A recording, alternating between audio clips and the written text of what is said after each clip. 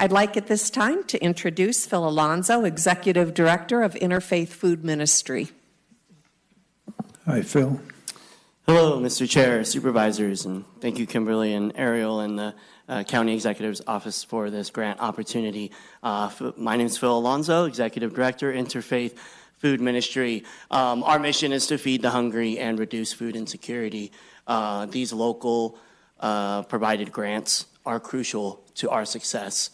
COVID taught us that we have to diversify our funding streams, and for us to be able to leverage these types of grant opportunities, and in our case, spend that directly on food, benefiting our community, was a huge, huge impact, and it multiplied a lot further than just the $25,000 that we received, which was part of the purpose of the grant. And so we were a really great fit for this, and it was a huge impact. So just a few examples for you here that we saw coming out of this. We did half of the funds to local sources, and that includes mainly farms, but also some other local food producers. And that, of course, has its own economic multiplier effect and economic development effect. And that's really important to us because we know that some of our farmers have to come to us for assistance for food in certain times of the year with the seasonal nature of their jobs and their revenue sources. And so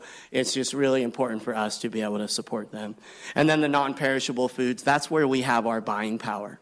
So us as an organization, we can leverage actually Placer Food Bank out of Roseville, which is the Feeding America Food Bank over Nevada, Placer, and El Dorado County. So that's why we can leverage them. And so we can buy a canned good, fruit or vegetable soup for 20 cents when we buy it by the pallet.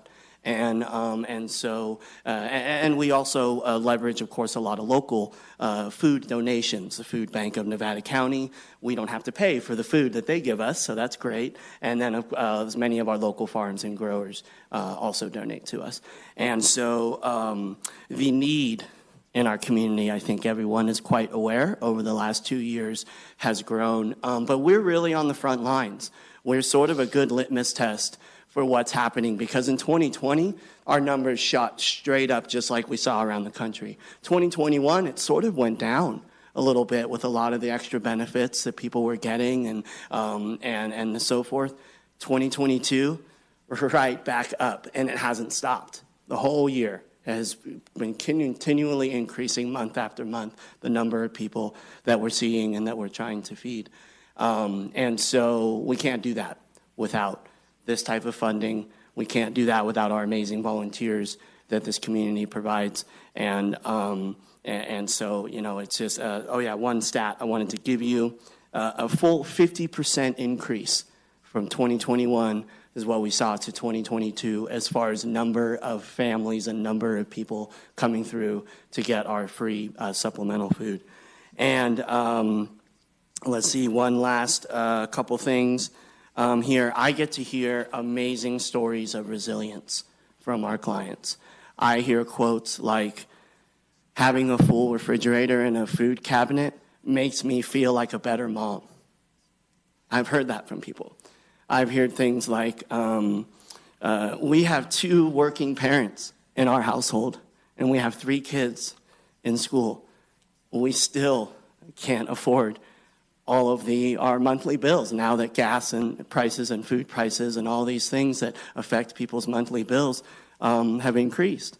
And so we've got people that have never had to ask for help in their lives, and they're coming to us to ask for that help. And we're there for them, and we can't be there for them without these types of funding sources becoming available to us, and the will of this community to take care of each other and to take care of our own, and neighbor helping neighbor, and the county helping its nonprofits.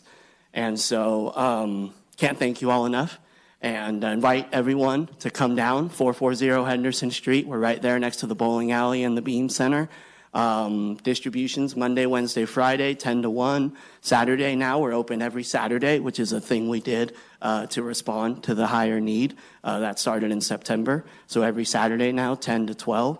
I invite you all to come on down, check us out. It's really an amazing thing to see. That is resiliency in action right there. And yeah, come on down. Love to have you. Thank you, Phil. Thank you so much, Thank you. Phil. Interfaith Food Ministry does a phenomenal job for our community, and you certainly bring heart to that program, so we thank you so very much.